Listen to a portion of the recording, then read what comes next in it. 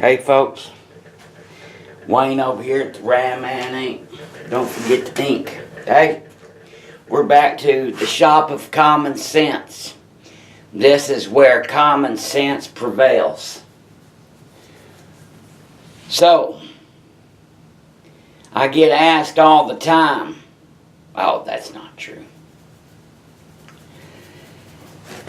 We got these people that buy our kits sometimes, and they just don't have any mechanical experience whatsoever.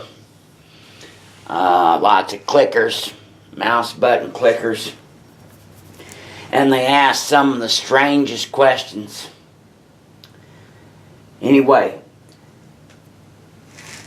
our hubs have been out about 4 years. Of course, we developed the Dodge hubs first because had some Dodge trucks. It all started with my 5500. That's how this all started. And now, of course, we do the Chevrolets and we do the Jeeps and the Toyotas and yada yada. So, anyway, I keep putting these videos out and I keep getting the same questions. This is right here for a client. This one right here is a 2014 Rubicon, and this one is for a 1997. So, what we've done so that we would make sure that our parts fit, okay, let me repeat that because the sound may be up on your television. What we've done so that the parts would fit is we've kept the factory dimensions. Yes. We've kept the factory dimensions.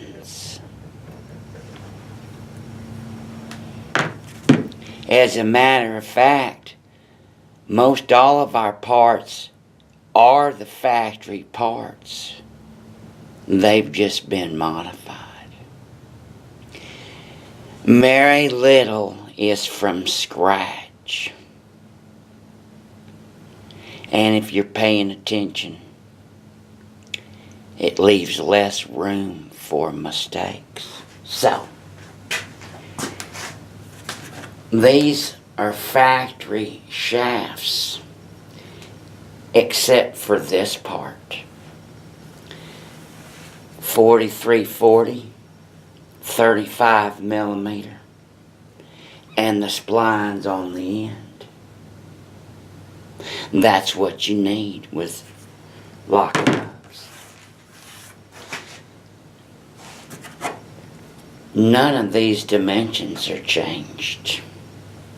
If they were changed, they wouldn't fit. I'm going to say that again. If they were changed, they wouldn't fit.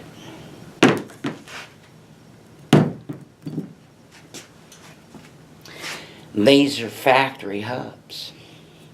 They're Timkens, but they're factory hubs. So, questions like, will my wheels bolt on? Is this the same pattern that I got on my Jeep now? Yes. Yes, it is. So,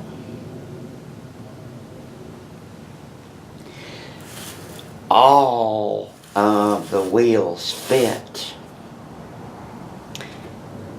except for those cheap aluminum wheels, because this first one here is the rotor pilot. That's what the rotor sets over, it centers it. And then the next one is the wheel register pilot. They cast that little lip on, so you got that little button in the center. So all you have to do is just drill that out. And I've made a video. But they just cast that little lip on there. So, yes, they all fit. And it's real simple to put on. Now, they come all put together. So you take your hub off and you slide your new one on. Let me repeat that because I get lots of people that really try to make this complicated. You'd be surprised, about half the folks, they're pulling parts all down.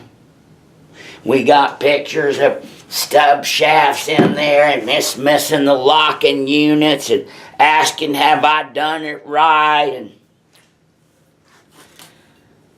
making this real complicated. I know, I keep beating it up, but you'd be surprised. I'm going to tell you, when I was growing up, my old man told me all the time that humans are the dumbest animals on the planet. Now, I used to think he was an idiot for saying that. But now, I know exactly what he's talking about. Humans are the dumbest animals on the planet. So,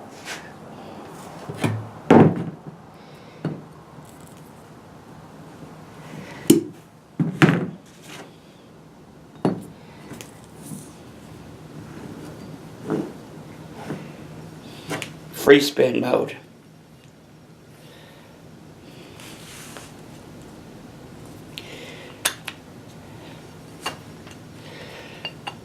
Now it's locked. Free spin. And locked. Do yourself a favor. Essentially, you're driving around with full-time, full-wheel drive. Because those are spline hubs. And what that means is if your front tires are turning, the U-joints are turning, the stub shafts are turning, that front pumpkin's turning, that front drive shaft's turning, and the front half of the transfer case is turning. A lot of you didn't know that. That's why the hubs wear out, and the U-joints wear out, and those CV axles bust, slide back, and bust the transfer case, front case, because they're made out of aluminum. Anyway, God bless you.